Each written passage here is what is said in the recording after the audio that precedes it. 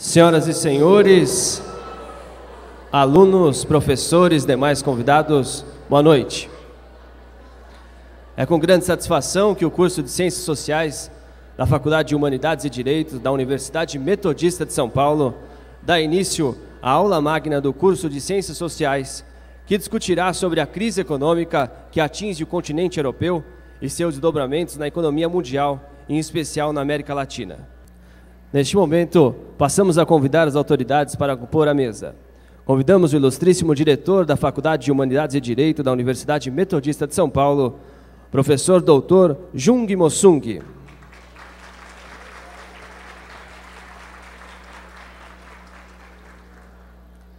Para receber o palestrante, convidamos a ilustríssima coordenadora do curso de Ciências Sociais EAD, professora mestre Lucy Brown.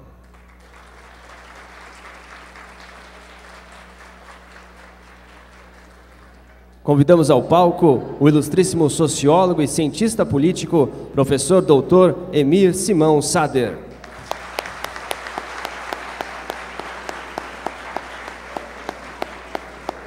Professor Emir Sader possui graduação em filosofia, pós-graduação em filosofia, mestrado em filosofia e doutorado em ciência política pela Universidade de São Paulo. Atualmente é professor da Universidade do Estado do Rio de Janeiro, coordenador do Laboratório de Políticas Públicas e secretário executivo do Conselho Latino-Americano de Ciências Sociais.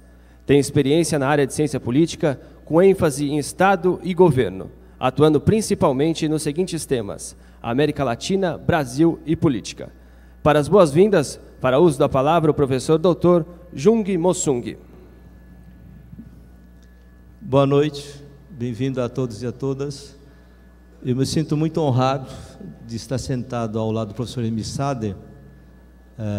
No meu tempo de juventude, eu comentava com ele, no tempo que eu tinha cabelos longos, eu acompanhava já os textos dele e nas discussões que nós fazíamos, ele era uma das referências. E eu fico muito contente também de estar ao lado da professora Lucy, nessa aula magna de Ciências Sociais, aqui na universidade, porque eu penso que uma das principais contribuições que um curso de Ciências Sociais na Faculdade de Humanidades e Direito pode dar à sociedade, além da formação dos futuros professores, é despertar uma consciência capaz de ver além dos olhos, capaz de ver além daquilo que a televisão nos mostra e nos diz. O que costumamos chamar de uma consciência crítica. Eu não quero alongar muito com a minha fala, para termos mais tempo de ouvir o professor. Eu só queria, então, realmente agradecer a vinda dele, a de vocês, e uma pequena palavra sobre o curso de Direito, que esse encontro também faz parte. A Semana Jurídica do Direito assumiu essa aula magna de Ciências Sociais como uma parte, porque eu acho fundamental que na formação da área jurídica as pessoas tenham uma visão mais ampla da sociedade. E nada melhor do que um dos principais intelectuais que temos no país hoje para poder nos ajudar nesse processo.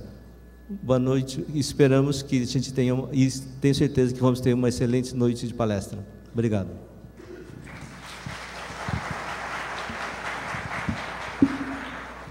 Para uso da palavra, a ilustríssima coordenadora do curso de Ciências Sociais EAD, professora mestre Lucy Brown.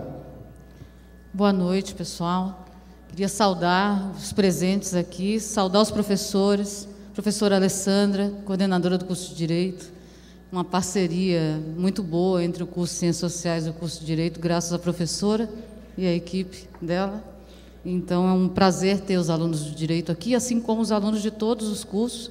A minha menção especial ao curso de Direito é pela postura da Alessandra aberta a fazer com que essas reflexões transitem nas duas áreas, nas Ciências Sociais e no Direito. Professor Sebastião, que não é do curso de Ciências Sociais e está aqui, sempre está nas nossas atividades, prazer tê-lo aqui, né? E os professores do curso de Ciências Sociais, que são a base desse curso, e sem eles o curso não seria do jeito que é, né? E saudar particularmente os alunos de Ciências Sociais, que são a razão desse evento. Os que estão aqui presentes, Polo Perus, Polo Mauá, e os que estão nos polos espalhados pelo Brasil assistindo a essa aula magna junto com vocês. Uma coisa legal, a gente integra os alunos do presencial com os alunos à distância. E, por último, saudar o nosso convidado ilustre. Foi um prazer enorme estar aqui. Me sinto muito feliz de receber o professor Emir Sader aqui. Foi um pedido dos alunos, a vinda do professor, o que, para mim, é algo muito bom, porque significa que os nossos alunos têm consciência crítica. Pediram o professor Emir Sader aqui. É algo que nos orgulha. E dizer que o tema da palestra que o professor vai proferir daqui a pouco, rápido, estou encerrando já a minha fala, é extremamente atual. A gente está assistindo, no último período, o que está acontecendo no mundo. Há um levante dos povos no mundo. Há um levante na Europa, há um levante no norte da África, o que a mim deixa particularmente feliz, porque significa que a gente está avançando contra as medidas neoliberais. Depois de tantos anos amargando elas, o povo entrou em cena. E eu espero que não só não saia de cena, como consiga permanecer e aumentar a sua presença na construção por um mundo melhor. É isso. Obrigada.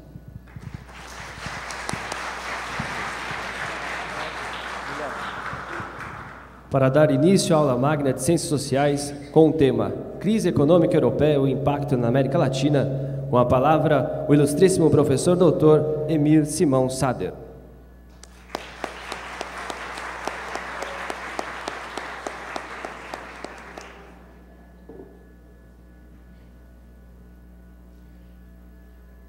Boa noite a todos vocês que estão fisicamente presentes, que estão vendo a retransmissão em outros pontos. Muito obrigado pelo convite. O nome é paradoxal, né? Em geral seria crise na América Latina e seus impactos na Europa. Porque crise era um monopólio nosso, né? Nós que costumávamos estar em crise. Agora são eles, né? São eles em crise. E o que acontece conosco nessa crise? Também um paradoxo, porque normalmente quando eles entravam em crise, todo o resto do mundo ficava arrasado. Agora não. Se a gente pegar os dados estatísticos, percebe que a economia do mundo não regride mais, porque o sul do mundo está crescendo. A Ásia, a América Latina em particular. Por eles nós estaremos em recessão o mundo inteiro. Então tem alguma coisa de irracional nisso. Como é que as regiões mais ricas do mundo entram numa crise que já vem desde 2007? É porque crise econômica é uma generalidade, não é crise da economia. A economia do Sul não está exatamente em crise. A economia do Centro é que está em crise. Vamos tentar entender por que ela está em crise e quais os efeitos para nós. Primeiro, que sempre nos passaram a ideia que capitalismo quer dizer progresso, dinamismo, eficiência, oportunidades. De repente, 2007 para cá, quem está em crise é a economia capitalista. Tem que dar nome para as coisas, senão parece que é fatal, que é inevitável. A economia está em crise, é uma coisa que não tem história, não tem nome, não tem sobrenome, parece que não tem alternativa. Na verdade, sem entrar em detalhes maiores, o capitalismo é feito de ciclo, de expansão e de crise, expansão e crise. Mesmo quando ele não cresce linearmente. Ele cresce com soluços, com solavancos. E quando ele vai para baixo também não é assim. É através de mudanças, de saltos ou de retrocessos maiores. Na verdade, embora a nossa imprensa, a nossa não, a deles, não costume falar, as crises são inerentes ao capitalismo. O capitalismo, foi reconhecido até pelo Marx no Manifesto Comunista, é o sistema econômico que mais acelerou o crescimento, a expansão da humanidade. Em poucos séculos, tudo que a gente conhece, quase tudo que a gente conhece do mundo hoje, foi implementado pelo capitalismo. Basta dizer que a indústria é eminentemente capitalista. Os grandes conglomerados urbanos são basicamente capitalistas. Então o capitalismo impulsou um dinamismo econômico extraordinário. Mas qual é a contradição inerente ao capitalismo que faz com que ele tenha, normalmente, seja marcado por crises? É porque o capitalismo expande a produção, mas não distribui renda para consumir a produção que ele implementa. Quer dizer, a produção tende a aumentar, mas a produção tem que ser consumida por alguém. Então, o capitalismo, por um lado, multiplica o crescimento econômico, acelera o crescimento econômico, mas as políticas sociais do capitalismo não distribuem renda suficientemente para comprar o que ele mesmo produz. Então, ciclicamente, ele tem crises que se podem chamar de superprodução ou de subconsumo. Tem produção que não encontra consumo, que é o que acontece presentemente de maneira mais prolongada, mas tem sido assim sempre ao longo do tempo. Esta vez de maneira mais aguda, mais prolongada, por razões que a gente vai ver. Então, o capitalismo está marcado por crises, só que eram crises das quais ele se recuperava e retomava o crescimento econômico mais adiante. Esta vez é uma crise muito mais prolongada, da qual não se vê horizonte de superação, porque ela é uma crise da economia neoliberal, que é a versão mais radical do capitalismo, é a versão mais extremada. O capitalismo, quando a gente chama capitalismo, a gente está dando nome para ele. Chegando no aeroporto agora, tinha um grande cartaz anunciando propaganda de um livro de 2 executivos muito bem postos, que dizia, o título era Capitalismo Humanista. O que é o centro do sistema? É o homem ou é o capital? Quando a gente chama de capitalismo, que é o nome histórico que ele tem, está dizendo, o sujeito desse sistema econômico é o capital, não são os seres humanos. Os seres humanos irão melhor ou pior conforme a lógica do capital. Se o capital se expande, pode sobrar para todo mundo. Se ele se retrai, a grande maioria vai pagar um preço disso. Entre capitalismo e humanismo, há uma contradição fundamental. Um empresário, quando ele investe, ele não está pensando no bem-estar da massa. O que as pessoas precisam? Sapato barato, sapato barato, é lá que eu vou. Não. Qual é a taxa de lucro que eu vou obter se eu faço investimento em cimento ou em automóvel? Ou em banco ou em farmácia? É a lógica do lucro, da acumulação de riqueza. Se vai ter benefício ou não para as pessoas, é um subproduto disso. E na época neoliberal, o pior de tudo, é que os investimentos mais rentáveis não são produtivos. Não geram cimento, não geram sapato. São os investimentos especulativos. Os investimentos da Bolsa de Valores, de comprar e vender papéis. Para dar um exemplo rápido, onde se ganha mais dinheiro? Montando uma fábrica de cimento ou investindo na Bolsa de Valores? Primeiro, a taxa de juros é altíssima. A taxa de juros é o que remunera o capital especulativo. Comprar papéis da dívida do Estado, ou comprar papéis de uma empresa, vender e comprar. Claro que se ganha mais na Bolsa de Valores. Segundo, capital estrangeiro que entra na Bolsa de Valores de São Paulo não paga imposto.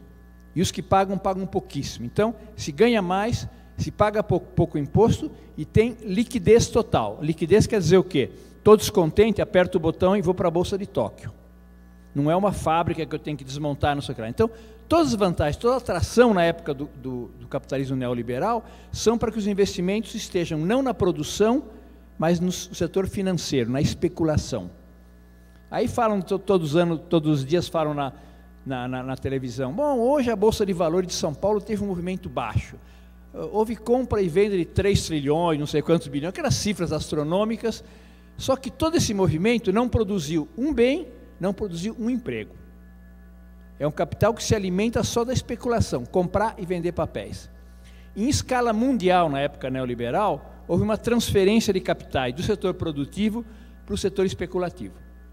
Mais de 90% das trocas econômicas no mundo não são produzir ou contratar, são comprar e vender papéis, que é uma coisa inútil socialmente, só transfere riqueza de um setor para outro, concentra a riqueza cada vez mais.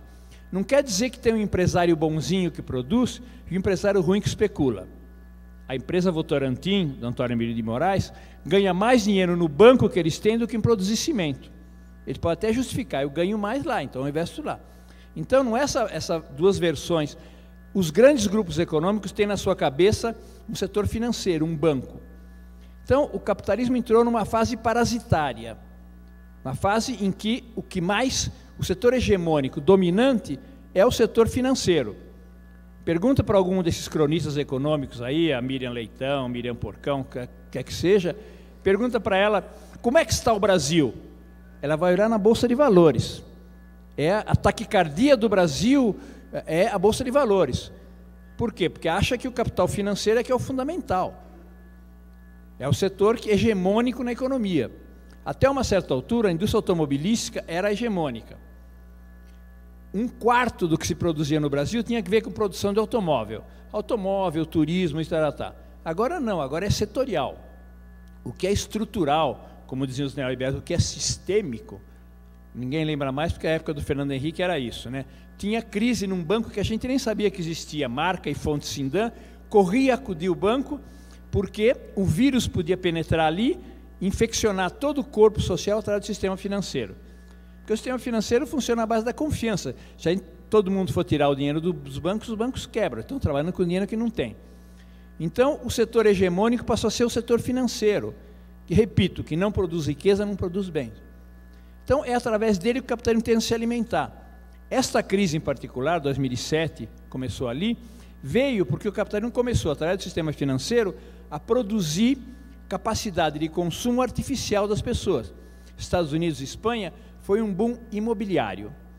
Começava a produzir casa e a facilitar créditos para as pessoas. Eu começava a comprar uma casa, estava na segunda prestação, já era garantia para comprar outra. E foram facilitando os créditos. Até que teve um estouro nessa boiada, não havia capacidade das pessoas de pagarem e começou a desmoronar tudo aquilo. Essas fotografias que apareceram, os jornais tentaram esconder, mas dá para ver na Califórnia, um estado rico dos Estados Unidos, as pessoas morando no carro no meio da rua, porque não conseguia mais pagar, preferia devolver e perder tudo do que aumentar a dívida. Então foi uma das formas periódicas que o capitalismo tem de aumentar artificialmente o consumo, que é uma espécie de pirâmide, que uma hora vem o furo dela e tudo se quebra. Naquela altura, os bancos é que foram o epicentro da crise, porque é o capital financeiro e é quem estava multiplicando essa capacidade de consumo. Todos os governos correram salvar os bancos. Aquela coisa do Fernando Henrique, tem que salvar os bancos, porque se os bancos caírem, as telhas vão bater na cabeça de todo mundo. O que ele fez no Brasil, na hora da transição para a moeda, foi salvar os bancos, basicamente. Bom, então os governos salvaram os bancos, achando que os bancos iam salvar os países. Os bancos se salvaram, e agora, o novo ciclo da crise de 2011, 2012, quem estão quebrando são os países, não são os bancos. Mas tudo consequência do mesmo circuito de construir artificialmente capacidade de consumo que as pessoas não têm condição de pagar. Então, entrou num ciclo recessivo, da qual não sai até hoje. Imaginem, países ricos, Espanha, não é capaz de criar emprego para 1/4 da população. 2 milhões de famílias na Espanha, nenhuma das pessoas tem emprego. O índice de desemprego na juventude é 51%. Isso sem falar nos latino-americanos que estão vindo de volta, que estavam lá ilegais, não contam as estatísticas. Mas país rico, mal administrado, produz miséria. Situação da Grécia, situação de Portugal, situação da Espanha e situação potencial da França, potencial da Itália e tudo mais. Quer dizer, se um país, crise podia significar miséria, não. É em cima de riqueza administrada com critérios especulativos é que se gerou essa crise. E estão nela e não sabem como vão sair. Atendem os bancos, achando que os bancos vão resgatar os países. Todo esse dinheiro que se empresta do Banco Central Europeu para a Espanha é para os bancos da Espanha. E não significa nenhum compromisso social para resgatar os que estão devendo, não. O banco trata de resolver os seus problemas e aumenta cada vez mais a crise. Como é que essa crise nos afeta? Em outras circunstâncias estaríamos arrasados, porque eles são o centro do sistema. O que acontecia com eles nos levava naturalmente à crise. Esta vez não.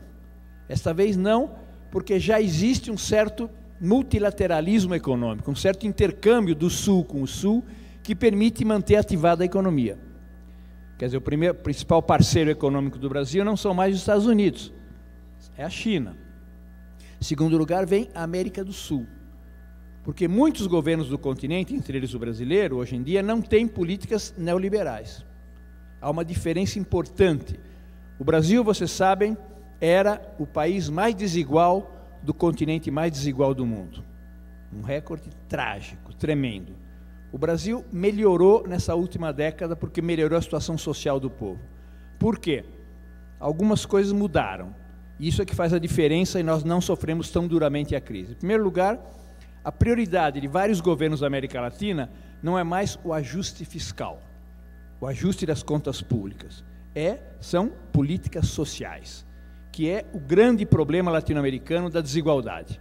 As políticas sociais são prioritárias na Argentina, no Uruguai, no Brasil, na Venezuela, no Equador, na Bolívia, para citar algum desses países.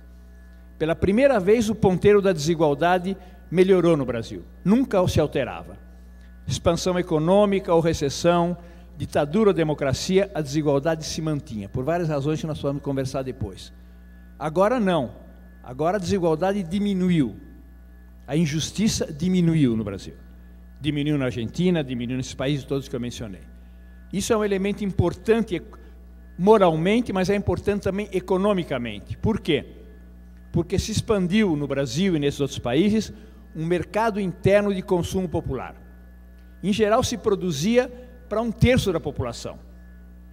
Até há não muito tempo atrás, se uma parte da população brasileira morresse, desaparecesse por um passe de mágica, o capitalismo funcionaria melhor, porque ele não produzia para a grande massa pobre da população. Ela não fazia parte. O fundamental da economia era produzir para exportação e para o consumo de luxo. Depois, para a especulação, atividade econômica que não produz, para a especulação financeira. Um elemento fundamental é mercado interno de consumo popular, que é importante do ponto de vista da justiça social, mas também do ponto de vista econômico. É uma demanda, são necessidades da massa da população que passam a ser atendidas e não eram atendidas. Nós ficamos dependendo da demanda externa. Menos compra do exterior, automaticamente crise. Agora não. Nós temos necessidades internas que são atendidas por novos setores da economia. Esse próprio deslocamento territorial de grande parte de empresas para o Nordeste significa isso. Hoje, o consumo do Nordeste brasileiro, tudo somado, é maior do que do Sul do Brasil, que é a zona mais rica. A soma de tudo que é consumido é maior.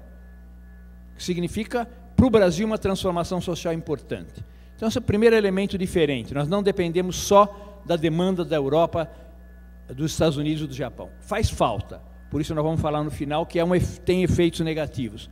Mas não nos leva à recessão, porque nós temos o intercâmbio com a China, o intercâmbio com a América Latina e o mercado interno de consumo popular. Segundo lugar, a prioridade externa dos nossos países não é mais a relação com o centro do capitalismo. A prioridade são processos de integração regional. BRICS, com os países do sul do mundo, Mercosul, Unasul, Banco do Sul, etc. Tal. Quer dizer, não é fazer tratado de livre comércio com os Estados Unidos, como o México fez. Olha a situação do México, país de tamanho parecido com o Brasil. O México correu se casar com os Estados Unidos, achando que casava com uma viúva rica, estava casando com uma viúva quebrada. Mais de 90% do comércio exterior do México são com os Estados Unidos. Praticamente não tem comércio com a América do Sul e pouquíssimo comércio com a Ásia. Um casamento errado, do qual é difícil sair. Então, nossa prioridade, a partir deste governo, do governo do Lula, passou a ser não tratado de livre comércio com os Estados Unidos, não fazer da América Latina um México, que era a área de livre comércio das Américas, mas projetos de integração regional, no continente e com o sul do mundo. E o terceiro elemento que diferencia esses governos novos da América Latina e amaina os efeitos da crise, é que o Estado era o culpado de tudo que acontecia de ruim no país. Fernando Henrique Cardoso, que sabe das coisas, sabia do que ele fez, tem consciência do que ele fez, falava, vou virar a página do getulismo no Brasil. Era o Estado regulador, é o Estado que garantia direitos sociais, era o Estado que tinha um papel de soberania do ponto de vista externo.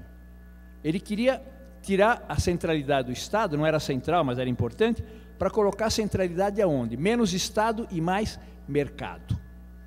que o mercado decide o que acontece. Segundo quem estuda economia, sabe aquela frase, o mercado é o melhor alocador de recursos. O mercado decide onde é bom botar os recursos.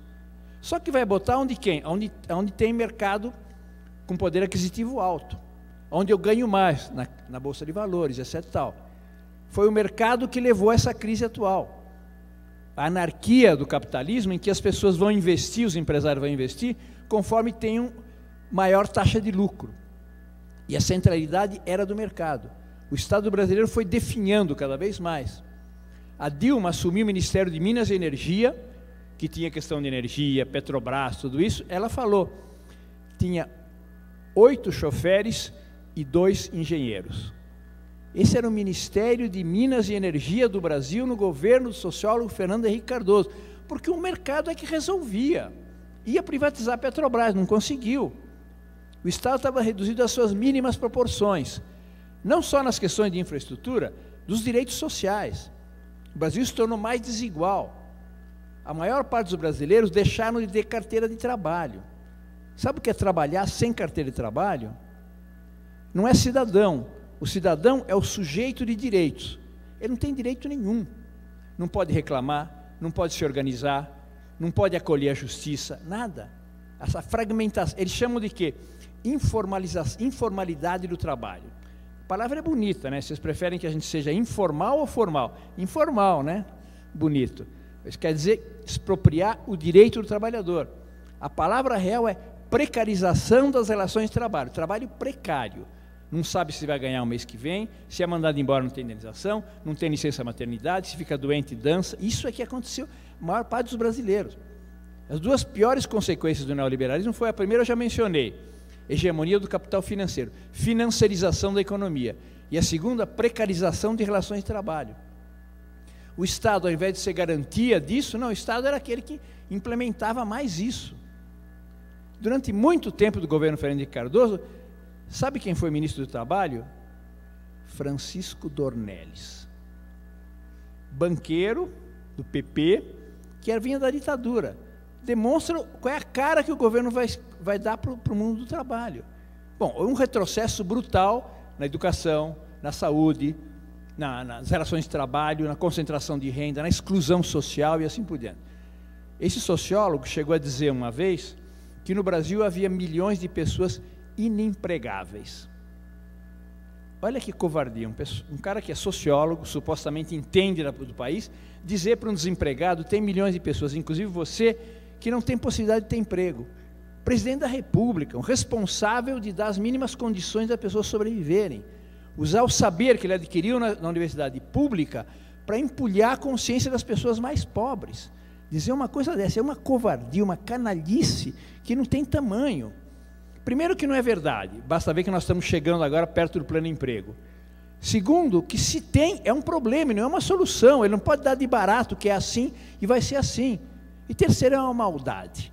É uma maldade dizer ó, você não se qualificou, entrou muito cedo no mercado de trabalho, foi muito precipitado, agora dança, meu filho. Vai fazer um cursinho não sei aonde, quem sabe um dia você volte. Isso acontecia naquela época. O Estado, o presidente, quem dirigiu o Estado brasileiro dizia essas coisas. O Estado hoje não. O Estado é um instrumento que trata de induzir, incentivar o crescimento econômico. E principalmente é garantia de direitos sociais. Isso é o que mudou no Brasil de lá para cá. É pouco diante do atraso, do acúmulo de desigualdades que o Brasil acumulou ao longo do tempo. Mas é alguma coisa significativa. É por isso que nós resistimos à crise. Pela primeira vez, então, eles entram em crise e nós não somos avassalados. Em segundo lugar, os pobres não pagam o preço mais caro da crise. Quando tem governo de direita, vem a crise, imediatamente aumenta a pobreza, aumenta o desemprego e assim por diante. As políticas sociais se retraem. Vocês imaginarem o que acontece na Espanha? Um caso particular só, né? Que tinha nos jornais há 1 ou 2 dias atrás. As escolas vão cobrar dos meninos que levem lanche para a escola. Fora outras barbaridades, para incentivar a demanda da cantina da escola, menino que for levar lanche da sua casa para a escola, vai pagar até 3 euros por dia. Olha as estupidez, barbaridade. Para quem que eles exportam a crise? Como se os responsáveis da crise fossem aquelas pessoas que estão lá. Como se aumentar o desemprego ou diminuir salário resolve a crise. Isso a Dilma foi lá dizer na cara da Merkel, né? Não é assim que se resolve a crise, né? Então, na hora da crise, nos governos de direita, tradicionais, quem paga o preço maior são os pobres. Aumenta imediatamente o desemprego, diminui imediatamente os gastos em políticas sociais e assim por diante. Diminui o poder aquisitivo do salário e tudo mais. Agora não. Agora, em plena crise o governo implementa políticas sociais. O governo usa bancos públicos para financiar políticas sociais. É por isso que nós resistimos mais à crise. Diminuímos o ritmo de crescimento, mas não entramos em recessão, como eles estão, brutalmente em recessão. O que a Dilma tem feito ultimamente, o que é? É tentar incentivar o crescimento econômico. As medidas de ontem e as medidas que ela tem tomado ao longo do tempo. Diminuir, a taxa de juros era muito alta. Os empresários falam, não invisto muito na produção, porque a taxa de juros é alta, eu vou na Bolsa de Valores. Diminuiu muito a taxa de juros. Eles aumentaram o investimento? Não. Não, porque o dólar está muito desvalorizado, o real está muito alto, nossos produtos lá fora não têm competitividade. Mudou minimamente essa relação. Aumentaram o investimento? Não aumentaram o investimento. Porque é um empresariado que está com a boca torta pelo uso do cachimbo da Bolsa de Valores. Está acostumado com o lucro fácil. Botar o dinheiro lá, se não estiver bem eu tiro, boto em outro lugar, compro papel dessa empresa, compro da outra, vou para outro país, vou e volto. Não está preocupado com os interesses do país. Então, é uma luta que está pendente. E o governo não quer crescer por crescer, quer crescer para manter as políticas sociais, para continuar a distribuir renda. E isso é um movimento contra o que está acontecendo no centro do capitalismo. E contra a dinâmica normal dos empresários que estão acostumados ou a produzir para rico. Quando se falava em investimento imobiliário no Brasil, era para rico. Era condomínio fechado para a classe rica. Agora não. Agora tem Minha Casa Minha Vida, mas é uma dificuldade para eles toparem, mesmo com créditos subsidiados, produzir casa para pobre. A Dilma falou, o governo fez um plano com juros subsidiados de saneamento básico. Quantas empresas privadas se apresentaram? 0. Saneamento é coisa suja, coisa de pobre, né? Esgoto, não sei o quê. Estão acostumados a produzir para aquele nicho de consumo imobiliário rico, né? Da Zona Sul do Rio de Janeiro, dos Jardins da Quinta. Então, é um empresariado que está deformado pelo ganho fácil da época da ditadura, da época neoliberal, e que tem dificuldade, não quer se adaptar às novas condições, ao novo mapa social do Brasil, a nova distribuição de renda existente no Brasil. Então, os efeitos do centro do capitalismo são duros, são fortes, porque eles são, todavia, ainda o setor mais poderoso na economia mundial. A demanda do que eles compram diminuiu enormemente. O crédito que, em parte, eles forneciam também diminuiu enormemente. E nós estamos pagando um preço disso. Isso é o que está em jogo hoje no país. Qual é a alternativa que a gente tem? A alternativa que a gente tem é mudar cada vez mais a composição dos investimentos. Cada vez mais o Estado assumir responsabilidades e não depender da volatilidade, do vai e vem dos investidores privados. Ou forçá-los cada vez mais. Não tem sentido um governo que arrecada impostos de toda a população dar subsídios para uma empresa de frango exportar. Qual é a vantagem que o Brasil leva? Se eles dão subsídio, eles não pagam imposto. E quem ganha é uma empresa particular. Nenhum governo tem direito de deixar de cobrar imposto de alguém sem contrapartidas. Porque são empresas que recebem créditos subsidiados, desconto de imposto, e nem sequer se comprometem com criar emprego. O que aconteceu com a GM agora, né? Na França, um governo moderado, que é do Hollande, falou, não aceitamos fechar a fábrica. E a França que está em crise muito mais profunda do que nós. A ideia de criar emprego não é uma responsabilidade, não é um tema do patrão de uma fábrica, é um tema nacional, é um tema de direito das pessoas. As leis não garantem nada. A nossa Constituição é uma Constituição de classe, por quê? Porque ela protege a propriedade privada e não protege o emprego. A gente olha na Constituição, sempre está o direito de propriedade. Se tiver um dono de terra improdutivo e a terra for ocupada por trabalhadores, ele sabe como é que ele faz para recuperar a sua terra. Ele tem polícia, tem e-mail, telefone, dali a pouquinho chega a polícia para tentar desalojar os trabalhadores. E se uma pessoa perde o emprego? Para quem que ela vai reclamar? Não há nenhuma instância, nem sequer formal, para eu registrar queixa. E a propriedade é de uma minoria ínfima de pessoas. O emprego é a condição de vida da maioria esmagadora de pessoas. Não há uma instância, nem sequer formal, abstrata, tá, que o telefone e depois não aconteça nada. Não é. Parece que é uma relação privada. É o que diz a economia política tradicional, capitalista. A relação patrão e empregado é uma relação privada, de direito privado. Como diz o Milor Fernandes, então também a relação entre o assassino e a vítima é uma relação privada entre eles. Não é verdade. O emprego é um direito público das pessoas, a dignidade das pessoas. Tem que ser garantido pelo Estado, garantido pelo governo, garantido pelas leis, com instâncias que coloquem em prática isso. Então, na verdade, a dinâmica da nossa sociedade não é favorável a uma política de democratização social do país, que é o que tem acontecido. O Brasil está menos injusto do ponto de vista social. Direitos básicos das pessoas mais pobres têm sido atendidos, mas tem muitos obstáculos ainda pela frente. Em primeiro lugar, tem o obstáculo que eu já falei, do capital financeiro. Enquanto tiver taxa de juros alta, o capital vai para lá. Tem que baixar muito mais do que tem baixado e cobrar imposto. Ainda mais quem vem de fora especular aqui, tem que ter imposto pesado. Porque o cara vem e vai embora. Não só vem e vai embora, quando o capital financeiro tem um poder de chantagem sobre os governos. Ele ameaça ir embora, desequilibrar a economia, os governos costumam ceder. Então, tem uma situação muito cômoda para eles, né? Tem uma empresa norte-americana que assessora capital especulativo que falou da América Latina: aproveitem a festa, mas fiquem perto da porta. Quer dizer, ganhem tudo o que puderem, mas se preparem para ir embora. Nem precisa ir embora, finge que vai embora, os governos fracos cedem. Então tem que desincentivar isso, através de impostos e através de diminuir enormemente a taxa de juros. Segundo obstáculo importante que a gente ainda tem para sofrer menos os efeitos da crise: a estrutura rural brasileira. A estrutura rural brasileira está dominada hoje pelo agronegócio, produzindo soja de exportação com transgênicos.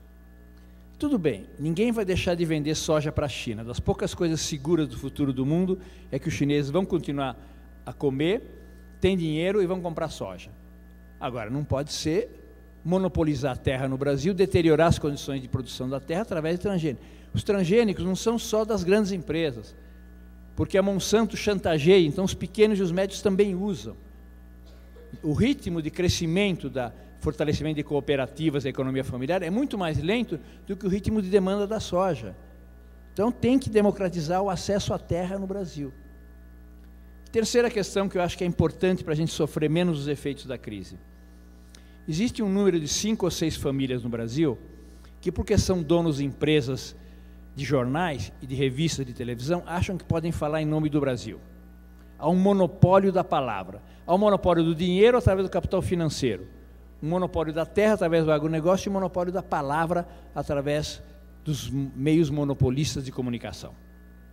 Eles têm perdido todas as eleições, não podem falar em nome do país. Eles se partidarizaram, se somaram a forças políticas, se empenharam eleitoralmente e perderam.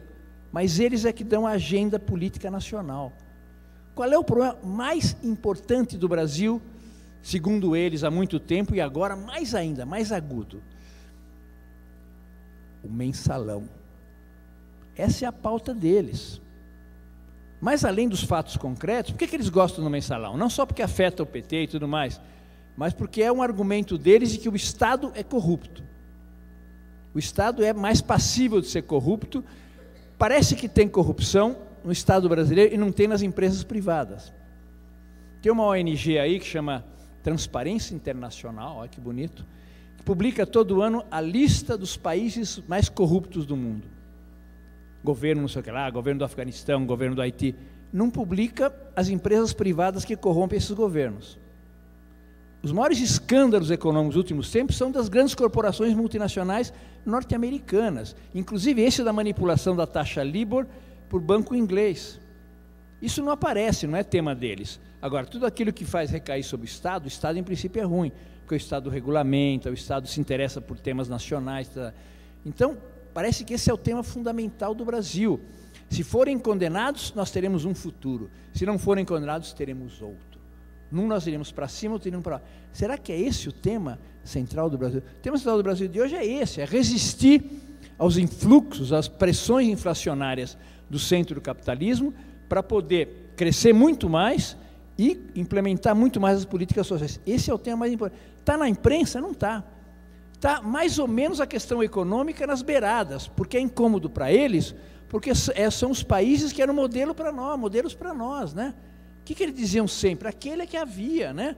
É a economia de mercado, é o neoliberalismo, é o modelo norte-americano, é o modelo europeu, é o modelo japonês. Agora que estão embaixo, eles dão, parece que é um terremoto, é uma coisa natural, não é uma crise de um sistema específico, né? E política social não interessa, porque quem lê jornal não é pobre. Então eles desviam a atenção do tema central do Brasil, que é lutar contra a recessão econômica e implementar mais e muito mais as políticas sociais. Esse é o tema fundamental, só que eles dão uma pauta diferente, a pauta que lhes interessa, né? Então, falta democratizar o acesso ao capital, para que ele seja produtivo, gere riqueza, gere empregos. Falta democratizar o acesso à terra, o que nós precisamos fundamentalmente é uma economia baseada na pequena e média empresa, que é quem produz para o mercado interno e quem gera emprego no campo. Em terceiro lugar, democratizar os meios de comunicação. Ninguém quer que menos pessoas falem. Seu Otávio Frias continuará a falar. Nós queremos é que muito mais gente fale, não apenas aqueles que têm meios de comunicação. Não podemos deixar na mão deles os grandes debates nacionais, porque eles são empresas privadas que vivem... O jornal não é vendido para o leitor, antes ele é vendido para a agência de publicidade. Ele tem o rabo preso, sim senhor, com quem coloca a publicidade lá. Então, eles não entram em conflito com esses setores. Eles são uma empresa de lucro, uma empresa que vive para lucrar. Por isso é que eles produzem jornal para rico e para classe média. Podiam disputar público com outros setores sociais, mas não interessa, porque eles querem chegar para a empresa de publicidade e dizer, olha, o meu leitor vai 3 vezes por ano para o exterior, compra carro todo ano, toma uísque exportado, anuncia aqui. Então é um círculo vicioso, automático entre eles. Esses setores, que são empresas privadas, antes de ser empresas de informação, jornalísticas, não podem ser responsáveis pelos colocar os grandes debates nacionais. Além do mais, não são pluralistas. Cada vez mais parece que é a mesma pessoa que escreve o jornal inteiro. As posições são as mesmas, não tem nem debate contraditório ali. Não queremos, no editorial, a família escreve tudo o que ela pensa, mas não pode editorializar tudo, não pode excluir vozes. Basta ver o seguinte, 69,8% quer que o Lula seja presidente, candidato a presidente em 2014, e os outros querem que seja a Dilma. Bom, em suma, esses pontos de vista não estão nos jornais. Então, que pluralismo existe nessa sociedade? Não quero que eles pensem como o Lula pense, mas que reflitam os pontos de vista que têm sido majoritários em 2002, em 2006, em 2010, provavelmente em 2014. Então, falam em nome de um setor determinado, então escrevam lá, a família Frias acha tal coisa. E a gente sabe que são eles que acham, né? Não, mas sim, o Brasil necessita, é indispensável, faz-se necessário, é mistério, olha que falam essas coisas, como se fosse uma necessidade universal. Mas é a necessidade deles, é o interesse deles em particular. Continuam a monopolizar, porque essas famílias é que produzem. Nós tratamos de fazer imprensa alternativa na internet, mas os grandes espaços são eles que acabam ocupando. Então tem que acabar com o poder do dinheiro, poder da terra e poder da palavra, que está na mão de uma minoria, que está em contradição com o movimento de democratização social que o Brasil está levando adiante. E por último, para não ir mais longe, o Brasil precisa de financiamento público de campanhas eleitorais. Quem olha para a sociedade e olha para o Congresso, são dois mundos diferentes. Se o Congresso representar a sociedade, parece que no campo quem trabalha são os proprietários de agronegócio, porque o lobby deles é desse tamanho no Congresso. Representante do trabalhador rural é assim. Por quê?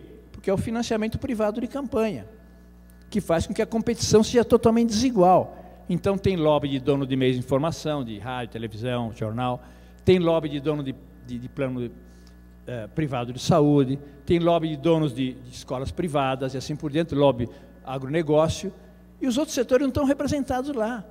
Por quê? Por esse elemento, porque o financiamento privado de campanha faz que seja desigual a competição. Que chance tem um trabalhador rural de Mato Grosso do Sul de competir com um dono de agronegócio que produz soja lá?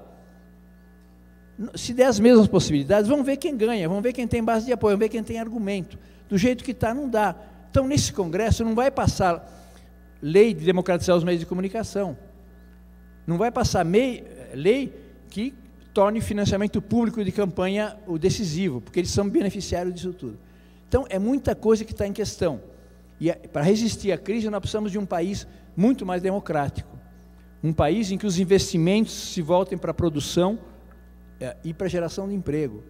Políticas sociais que distribuam renda. Então, nós temos possibilidade, estamos resistindo à crise, mas estamos diminuindo os nossos ritmos de crescimento econômico. Essa é a grande disputa do Brasil de hoje. Esse é o grande elemento que vai definir essa segunda década de governos progressistas na América Latina. Eu acho que esse é o grande desafio que nós temos, que não aparece claramente porque os meios de comunicação pautam outra coisa. Os meios de comunicação apontam para um Brasil diferente do que a gente tem. Em último lugar, eu queria dizer que essa imprensa está em crise porque, felizmente, jovem não lê mais imprensa escrita, nem revista, nem jornal. A grande maioria da população do Brasil são crianças e jovens pobres, da periferia das grandes cidades. Aqueles que não têm acesso às nossas universidades, às nossas livrarias, aos nossos cinemas, nossos teatros. Essa é a maioria da população brasileira, para a qual nós não temos políticas. O maior líder popular da história do Brasil, que é o Lula, não tem discurso para a juventude, não tem diálogo com a juventude. Esse governo, que eu acho que é um governo progressista, não é a favor do aborto, não é a favor da descriminalização das drogas leves, até pouco tempo atrás reprimia a rádio comunitária. Como é que é possível ter diálogo com a juventude se nem isso esse governo assume? Agora parece que reprime menos a rádio comunitária, mesmo assim. Para falar de maneira um pouco banal, mas acho que é verdadeira, o tema da juventude, porque a gente fala de política para a juventude, vem alguém do governo e fala, política do primeiro emprego. Espera um pouquinho, o jovem é aquele que não vai trabalhar agora, vamos empurrar o trabalho dele mais para adiante. A disponibilidade de aprender, de se formar, é que é fundamental. Jovem gosta, e tem razão, de sexo, drogas e rock and roll. Sexo não é fazer sexo, é fazer sexo, mas é direito à diversidade sexual. É proteção em relação à relação sexual e tudo mais. Drogas é descriminalização das drogas leves. Rock and roll é acesso gratuito à música, é poder produzir música, é poder ter rádio comunitária, etc. Vamos redefinir essas categorias. Mas esse é o universo dos jovens, a qual não se chega, nós não chegamos, porque nós estamos em outro universo. Claro que ele provavelmente vota nesse governo, porque a sua família melhorou seu nível de vida. O pai tem emprego, a mãe tem emprego formal, tem carteira de trabalho, tá? Provavelmente é assim. Mas não ter diálogo com a juventude é alienar o futuro do país. É não saber o que o jovem quer. Essa imprensa menos ainda reflete isso. Isso é dramático. Para um país que está se democratizando, não ter um lugar especial para a juventude. Além de que nossos governos, por bons que sejam, são governos velhos. Não só velho na idade, não é isso que conta. O discurso, a forma de se relacionar, com quem ele fala, que políticas são implementadas, né? Então, esse é um desafio muito grande para nós, ainda mais nós que somos privilegiados. Nós estamos na universidade, nos formamos na universidade, damos aula na universidade. Nós estamos escolhendo a profissão que nós queremos. Nós trabalhamos com a palavra, com a consciência, com a teoria, com a razão, e a maioria esmagadora da humanidade vive para sobreviver. A jornada de trabalho no Brasil não é de 8 horas, é uma mentira. O empresário não quer nem diminuir essa jornada, dizendo 8 horas. Não é 8 horas, é 12 ou 14. Da hora que a pessoa sai de casa, que toma 1, 2 ônibus, que chega cansado, que trabalha, que volta, tá? Depois descansa para sobreviver, a jornada é de 14, 16 horas, está disponível para o capital. Então, e não tem consciência de que eles constroem a riqueza de um mundo ao qual eles não têm acesso. Eles são alienados na grande maioria. Não sabem que são os produtores da riqueza do mundo. E nós temos acesso ao saber e guardamos para nós, nos muros dessa bela universidade e de tantas outras que existem no país. Não nos sentimos responsáveis em relação a essa juventude que está lá fora. Está errado, está errado. Se o governo não faz, nós temos que fazer. Temos que acabar com o analfabetismo no Brasil. Ainda continua a haver 14 milhões de pessoas analfabetas. A Bolívia acabou com o analfabetismo, muito mais pobre, muito mais complexa linguisticamente que nós. Venezuela acabou. Equador acabou. Já não vou nem falar da pequena e pobre Cuba, que acabou há 50 anos atrás. Pode o Brasil ter 14 milhões de analfabetos e não ser prioridade nem do Ministério da Educação? Nós temos o direito de impedir que eles leiam Machado de Assis, que leiam Vinícius de Moraes. Pode não gostar, mas o que melhor o Brasil faz é cultura. E nós inviabilizamos que uma parte importante da sociedade não... Sabe que a maior parte dos analfabetos são terceira idade. Gente que está vivendo muito mais tempo e não usufrui esse tempo. Gente que é mais difícil convencer e alfabetizar. Mas quem tem as teorias educativas do Paulo Freire vai ser capaz de fazer isso. Por último, apoiamos os métodos cubanos, que funcionam e funcionam muito bem. O MST está fazendo alfabetização no Haiti em idioma creole. Não é em francês ou não é em espanhol. Aprender crioulo para ensinar. Quer dizer, tem gente com vontade de fazer, tem método para acabar com o analfabetismo e nós não fazemos isso. Isso tem que fazer com a nossa juventude universitária, com as prefeituras, criar espaços municipais. São Bernardo vai ser um território livre de analfabetismo nos próximos 4 anos. Por que não? Por que não fazer o levantamento de quem são os analfabetos? Procurar o Instituto Paulo Freire, procurar o MST que tem experiência. Vamos fazer isso, vamos fazer isso. Isso é uma das coisas, mas é elementar. Quem não lê nem bula de remédio, mãe que tem vergonha de ir na reunião da escola, porque vão se dar conta que ela não sabe ler. Mãe que finge que lê o boletim do aluno quando ele traz as notas, para dar a impressão que sabe e não dizer para ele não sabe ler.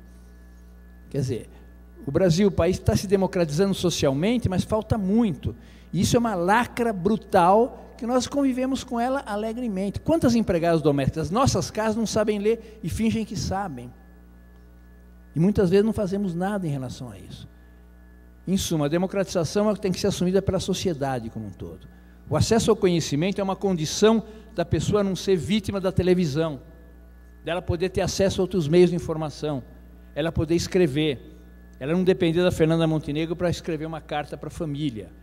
Em suma, abrir os olhos de uma pessoa em relação ao conhecimento, entender de por que tem essa crise lá e por que nós resistimos e como nós resistimos, por que nós resistimos. Então, acho que esse é...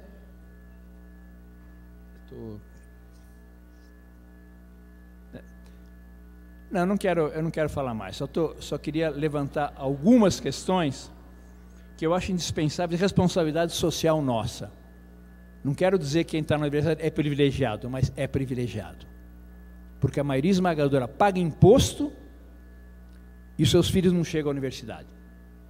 Não vou falar mal da greve das universidades federais, mas eu tenho muitas dúvidas em relação a uma greve dessa ordem. No SUS, então, não vou nem falar. Não vou nem falar se tem direito de fazer greve no atendimento da saúde pública da massa da população. Fazer greve com garantia do emprego e com salário pago não é difícil, né? Por isso que a greve se dá no setor público. Por mais justa que seja a reivindicação. Mas a massa da população paga o imposto para a gente receber salário não trabalhando e os seus filhos não chegam à universidade. Não estou desqualificando a reivindicação, mas greve por tempo indeterminado, esvazia a universidade, tem assembleia de 50 pessoas que decide pelo resto. Se fosse para mobilizar, era uma greve de poucos dias, voltava e tudo mais. Não é. Desqualifica o ensino público, desqualifica a saúde pública. E os alunos estão mobilizando, estão desmobilizados. Podiam fazer campanha de alfabetização, então traz um bem para a sociedade. Durante 3 meses vamos alfabetizar, já que não estamos trabalhando, vamos devolver para a sociedade o que estamos pagando, porque nós somos pagos pelo imposto da cidadania. E não trabalhamos durante 3, durante 4 meses, etc. Tal. Então tem uma relação entre responsabilidade pública, responsabilidade social e interesses privados que tem que ser redefinida no Brasil. Eu tenho necessidade de mais salário, tudo bem, eu vou reivindicar os salários, mas não às custas do serviço público, às custas da massa. Por que as greves não estão no setor privado? Porque automaticamente o cara pode perder o emprego, automaticamente deixa de ganhar. Só que no setor privado, dança o empresário privado porque ele tem menos lucro. No setor público, quem que sai perdendo? O pobre que se atende com saúde pública, o estudante, etc. Tal, né? Então, tem um tema de responsabilidade pública e social que tem que ser redefinido no Brasil. Mais ainda quando a gente recebe salários pagos pelo imposto da massa da população que não tem acesso aos bens que nós temos. Por último, então, acho que nós temos responsabilidade de consciência social, de trabalhar para que as pessoas saibam por que estão melhorando de vida.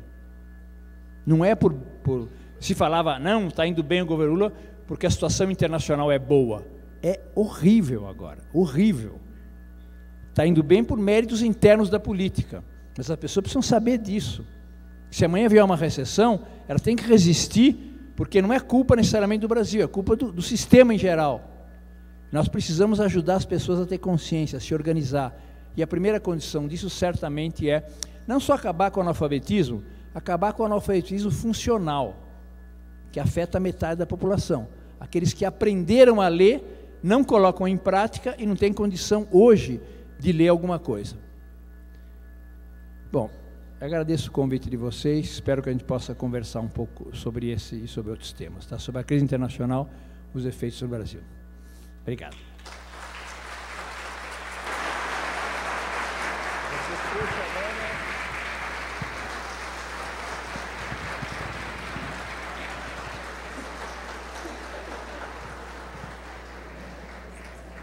Nossa!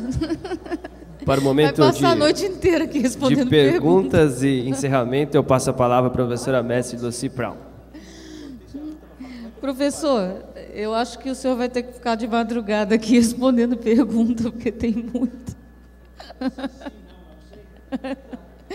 Olha só, antes de passar as perguntas, eu vou corrigir algumas falhas de memória aqui. Saudar o professor Oswaldo, coordenador do Núcleo de Formação Cidadã, parceirão do curso de Ciências Sociais, sempre para organizar absolutamente tudo, e que eu esqueci de mencionar no começo. Vi que chegou aqui depois o professor Luiz Roberto, do Programa de Pós-Graduação da Administração, o professor Lauri, do Programa de Pós-Graduação de Ciências da Religião, os alunos da pós da Filosofia, que eu não mencionei, desculpem, os alunos das disciplinas eletivas também, enfim, e um monte de outras pessoas que eu não vou conseguir lembrar, todo mundo. Tem um pessoal convidado estrangeiro aqui da universidade, lá dos Estados Unidos, junto com a professora Margarete, com a Vanessa, que é das Relações Internacionais aqui da Metodista.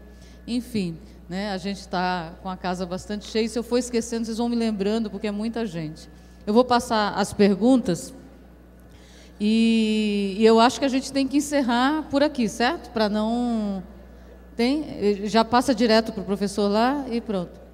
Vamos estabelecer... vocês sabem que tem o lançamento do livro, depois o autógrafo. Vem para cá para que o professor possa autografar aqui, porque a gente... Tá, não, já está com o e-mail, professor. E aí, passo, o senhor mesmo lê, quer que eu leia? Como que a gente faz? Então, passa o microfone para o professor, ele toca aí. E vamos até umas 9h10 por aí, né? 9h15. Eu tentei agrupar rapidinho um pouco um tema que apareceu e que não poderia deixar de aparecer. Estou juntando. Se o PT faz um governo social-democrata, se era um partido socialista, se capitalismo é capaz de dar conta ou é necessário ir para o socialismo, é um pouco essa questão do socialismo, social-democracia, o PT, e essa questão da justiça social, capitalismo e socialismo, um pouco uma reflexão nesse assunto. E eu vou tentar ver outras perguntas e ajuntar um pouquinho. Bom, hoje em dia, infelizmente, no mundo, praticamente todas as sociedades são capitalistas. Agora, é preciso ver que modelo de capitalismo existe. Há o estado de bem-estar social, que durante 30 anos deu pleno emprego na Europa e fez crescimento econômico e distribuição de renda. Há o estado neoliberal, que provoca concentração de renda e exclusão social. Então não é o fato de ser capitalismo ou não. Mesmo a China, que faz um trabalho extraordinário, tirou 300 milhões de pessoas da miséria em 20 anos, ninguém fez isso, faz uma economia de mercado. Então, o que tem que escolher é se vai na lógica neoliberal, que é o que interessa ao capitalismo, ou se vai na contramão da lógica neoliberal, que é a distribuição de renda, prioridade de política social e assim por diante. O capitalismo não tem nenhuma bem-estar prometido para a humanidade. Que regiões são mais capitalistas hoje do que Estados Unidos, Japão e Europa? Olha a crise em que eles estão. Agora, nós estamos na contramão disso. Não é que estamos rompendo o capitalismo, mas estamos na contramão do que é o capitalismo hegemônico hoje, né? Tem um grupo de perguntas sobre se a juventude estaria preparado para resistir a essa pressão capitalista, essa cultura de consumo e ter uma atuação política diferenciada. A juventude está vivendo seus valores, suas necessidades. Ninguém pode criticar a juventude que ela tenha expectativas de consumo, até porque ela tem necessidades fundamentais que não são atingidas. Agora, a forma de consumo é que é ruim. É o mecanismo de shopping center. A única coisa que vale é o consumidor. A única coisa que vale é a marca e assim por diante. Esse mundo, que é o mundo neoliberal, que é o mundo do mercado, é que é ruim. Uma coisa são os direitos de acesso a bens. Agora, a juventude não está preparada para nada. Ela vai se preparando ao longo da sua vida. Ela não é por si só nem boa nem ruim. Ela é condicionada pelas coisas que ela vai vivendo. Agora, nós temos que criar um marco mais positivo para ela, para que ela possa viver mais a sua cultura, por exemplo, e menos o shopping center, para que ela possa produzir mais música do que estar submetida a riscos de consumo de droga e assim por diante. Nós temos que recuperar a escola como espaço de convivência. Nós tivemos em São Paulo uma época, os CELS, num governo anterior do PT, que era uma experiência fundamental. Escola enorme, aberta o tempo todo, com cultura, esporte e educação juntos, aberto para a massa da população. Recuperar espaços públicos na periferia, deixando que a população se organize e dirija, e todo mundo possa se orientar. Não apenas a escola tradicional, que transmite burocraticamente conhecimentos, mas associar a esporte e associar a cultura. Então, nós não podemos impor à juventude nada, nós podemos criar espaços de convivência e criação, solidariedade, de humanismo, muito mais favoráveis do que o que existem hoje. Tem uma pergunta interessante aqui, que é se essa crise mundial pode levar a um tipo de guerra, meio criado guerra, uma criação artificial de guerra, ou pode desembocar numa guerra, ou pode criar uma guerra com uma tentativa de sair dessa crise. Uma guerra mundial não vai haver, porque tem um país 1000 vezes mais forte que os outros, e ninguém é maluco de desafiá-lo, que são os Estados Unidos. O que tem havido são guerras locais. São guerras de invadir um país como o Iraque, destruir o Iraque para se apropriar do seu petróleo. Invadir o Afeganistão, se apropriar do seu gás. Querer que caia, por uma razão ou outra, o governo da Síria, porque os olhos estão postos no Irã, que é um outro país que tem petróleo, etc. Tal. Então, essas guerras locais têm havido, implementadas pelos Estados Unidos. Agora, uma grande guerra, como houve na Primeira e Segunda Guerra Mundial, não tem. Nem a Europa e o Japão estão de acordo com os Estados Unidos. E se tivessem desacordo, não apelariam para as armas, porque a superioridade militar americana é 1000 vezes maior do que a deles, né? Uma pergunta provocativa. O aluno quem faz é petista e está entendendo que o professor assumiu o lado mais petista e pergunta sobre a opinião da união, a aliança entre PT e PMDB. Esse é um problema sério, justamente porque não há financiamento público de campanha. O tema que o PMDB não aceita hoje no Brasil é financiamento público de campanha, porque ele tira o seu poder do parlamento. Ele não tem um grande líder, não tem programa, não tem nada. Ele está com os governos majoritários e chantageia a partir dos votos que ele tem no Congresso. Quando o governo Lula não teve maioria, quase caiu. Então acaba fazendo aliança para ter maioria, porque senão eles inviabilizam o governo. Boa não é, mas enquanto o campo popular, as forças de esquerda não tiverem maioria no Congresso, os governos vão ser prisioneiros da aliança com o PMDB. Não é porque queiram, é porque não tem maioria no Congresso. Então, o financiamento público é fundamental, mas também que os movimentos populares elejam bancadas, que exista bancada de professores, exista bancada de funcionários de saúde pública, Existe a bancada de bancários, assim por diante, não apenas bancada dos setores dominantes.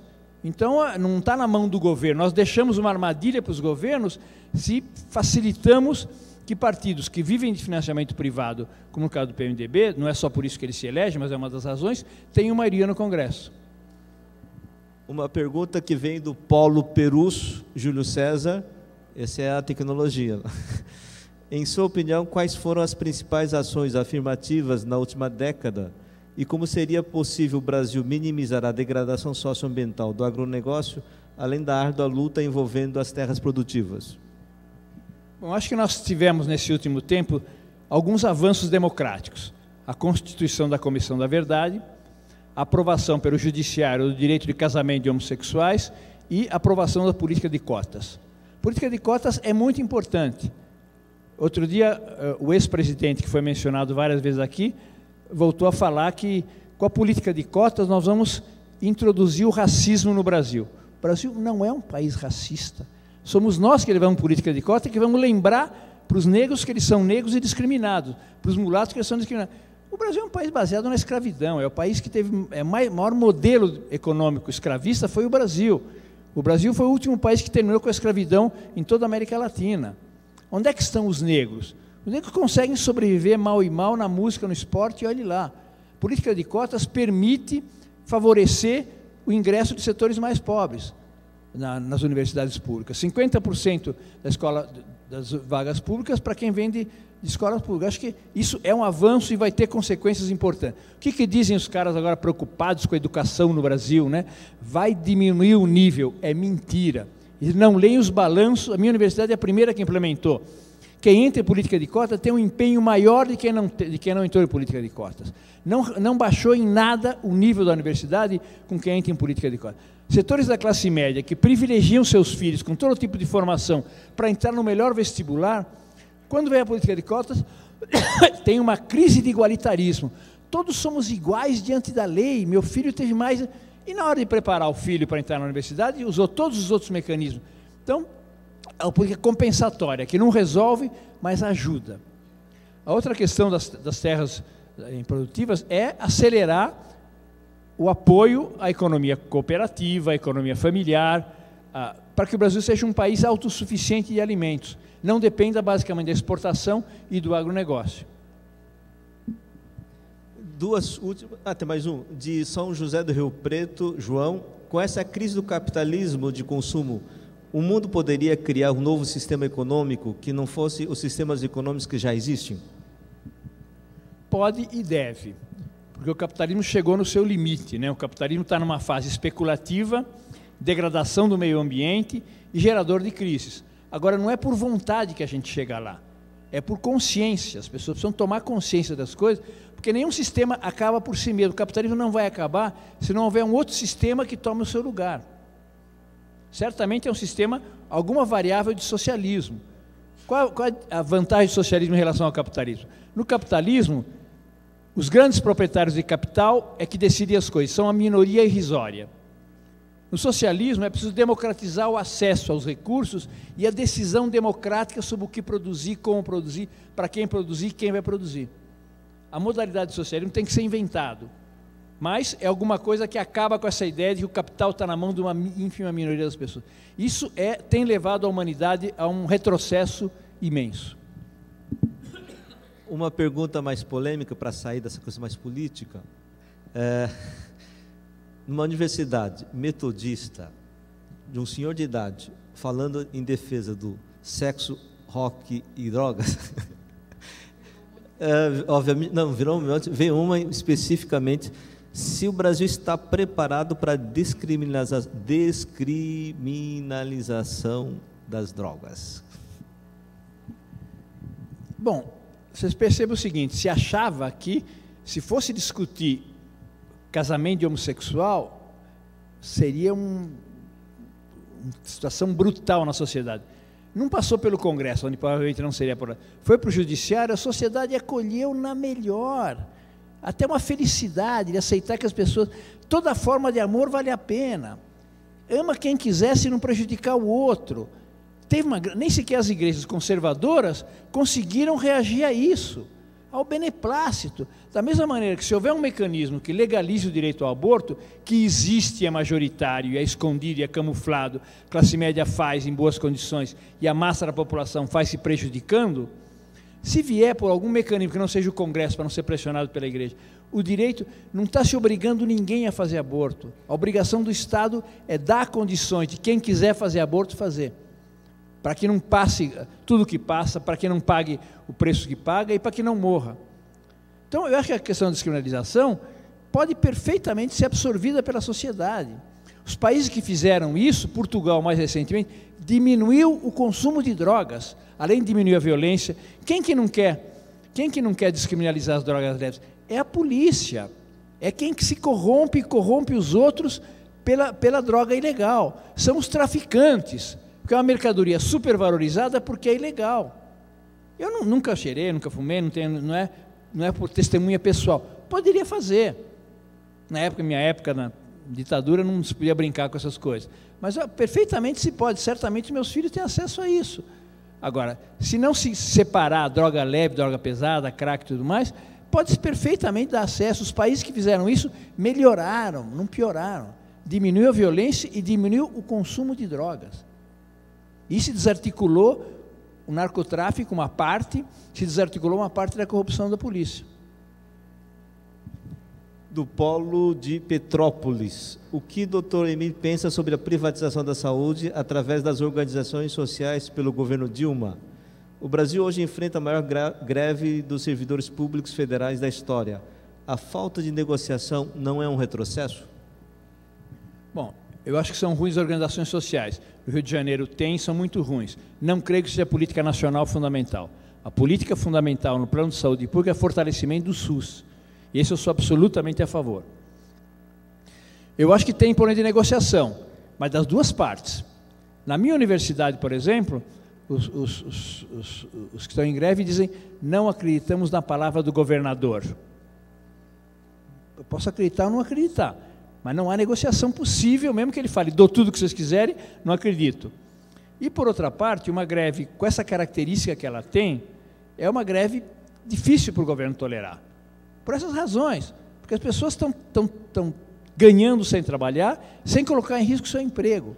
Mas o governo tem fracassado em dar propostas plausíveis, propostas possíveis. Espero que a que vem essa semana seja uma proposta de diálogo.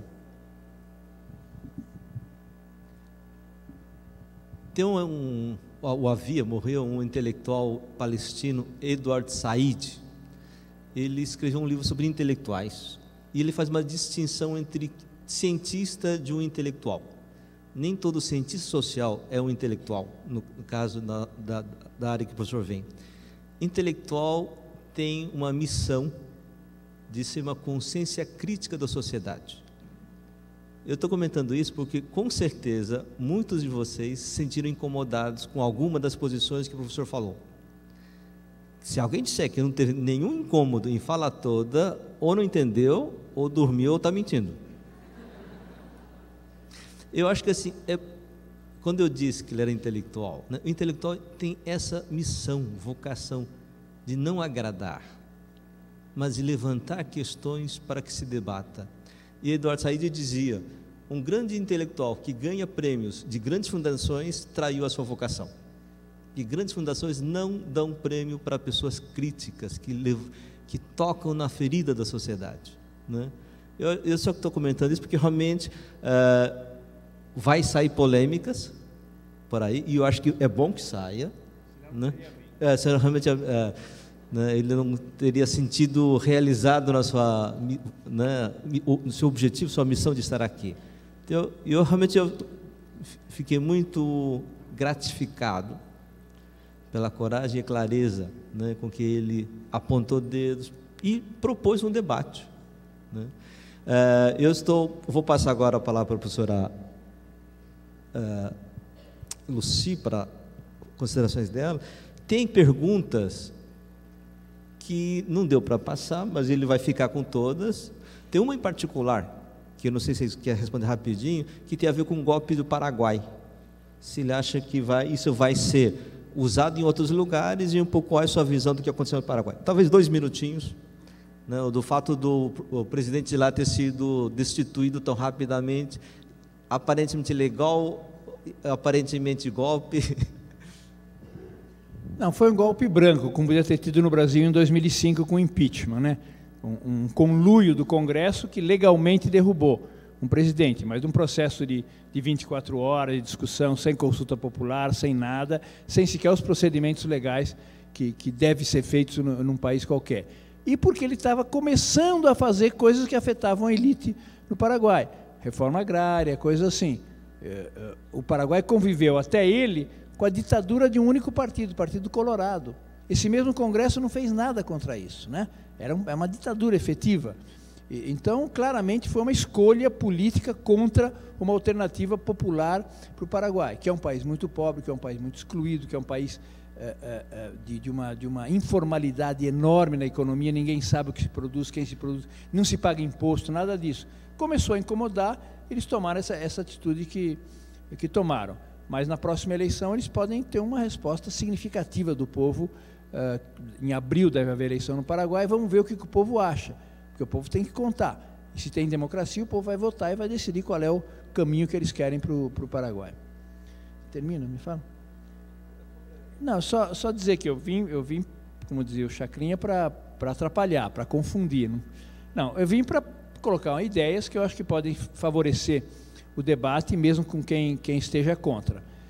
Eu aprendi muita coisa na vida, mas a maior parte não é importante. O que eu aprendi de importante foi na escola e foi na militância política, foi na prática política de massas.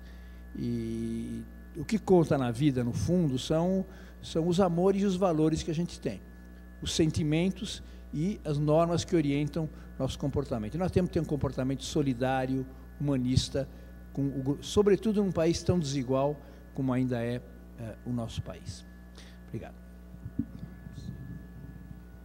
Bem, me cabe aqui encerrar essa atividade, eu vou fazer isso de uma maneira bem breve, dizer que eu fiquei incomodada, sim, com algumas posições, os que me conhecem sabem disso, e eu sabia que ia ficar quando convidei, né, em nome do curso, do corpo docente, mas eu acho que a divergência, a diferença política e a provocação, o incômodo, é algo fantástico num mundo que cada vez mais se molda pelo pensamento único. Se a gente pode trazer para o nosso universo a divergência, o debate, a inquietação, né, a provocação, significa que a gente está vivo como ser humano e está viva também a nossa capacidade de mudar o mundo, né, porque é desse debate que vão sair as saídas que a humanidade precisa construir para ter esse mundo melhor que a gente tanto almeja. Então, eu adorei a vinda do professor aqui, eu imagino que todos aqui também gostaram, e vou quebrar o protocolo aqui, levantar, dar um abraço e dizer que foi muito bem-vindo.